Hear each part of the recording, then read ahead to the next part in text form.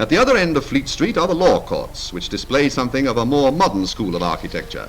These impressive buildings were commenced 60 years ago at a cost of £1 million, which was defrayed by unclaimed moneys held in Chancery. They contain 23 separate courts. Stands the beautiful little church of St. Clement Dane, another relic of Wren's handiwork, but which, like many other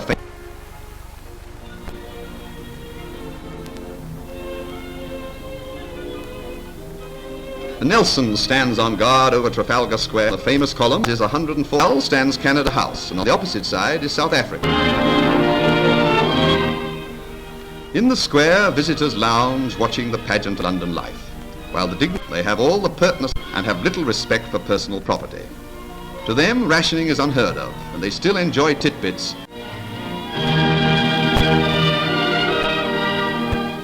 St. Martin's in the Fields has figured in many stories and has a romantic background. It's housed the Royal Academy, is famed for its brilliant collection of pictures by Dutch masters. These have been removed and exhibitions of modern works are still held here. In hectic times in which we live, the interest in art still survives and held, where the jaded city worker can relax and forget his worries and be soothed by the melodies of the great composers.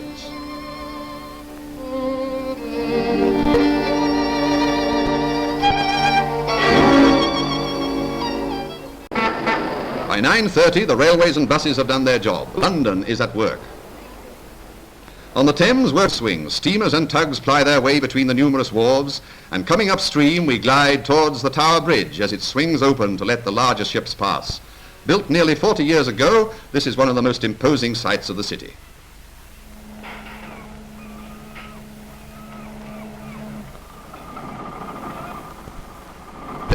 And was first used by shipping in the Roman era. Today it is and extends from the Tower down to Tilbury, covering an area of hundreds of square miles. Ships from the Empire and the Americas bring their cargoes to the docks of London, and the scenes of activity bear silent tribute to the heroic seamen who brave the dangers of the enemy-infested seas to bring supplies to the mother country. Goods of every conceivable description are swung to the quays, foodstuffs and raw materials which will help to beat the foe. New arrivals are quickly unloaded and goods for export are stowed in the holds, for London still supplying her overseas markets.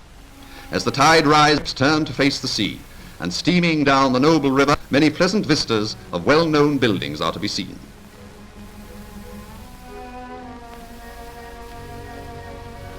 St. Paul's stands proudly as a symbol of faith in the future of London.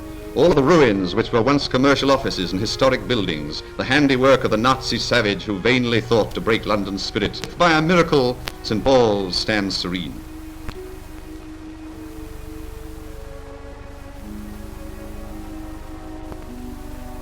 Designed by Sir Christopher Wren, this magnificent cathedral stands on the site of the church, which was gutted in the Great Fire of 1666. After several unsuccessful attempts to restore the old building, Wren was commissioned to draw up plans for a new church. Great controversy arose over the new design, as many thought it should be fashioned in a style similar to the old building, and during the 30 years it took to complete, Wren was forever adding new ideas and improvements, but authorities, and had to abandon many of them.